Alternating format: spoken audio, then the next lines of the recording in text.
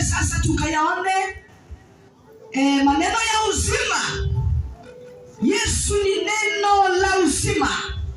Najua umekwisha kusikiliza habari nyingi.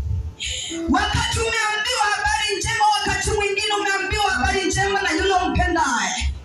Lakini nataka nikueleze habari njema za hapa duniani. Zinaweza zikawa na furaha ya muda mfupi sana. Zinaweza zikawa na kicheko cha muda mfupi. Lakini neno la Yesu Kristo, neno la Mungu ali hai, lenyewe likija ndani ya moyo wako, linaleta furaha ya milele. Linabadilisha historia ya maisha yako. Ninalipenda neno la Mungu kupitia Biblia takatifu.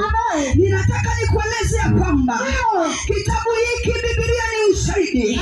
Ni ushuhuda wa matendo makuu ya Mungu yatendayo. Maana vitabu vingi vipo duniani. Kuna vitabu vingine vinapita muda wake, wanasema vimeondolewa kwenye mtala. Lakini neno la Mungu, Biblia, miaka 2026 iliyopita haijawahi kutoka kwenye mtala. Taarifa zake ni mpya kila siku. Yeyote anayezisikia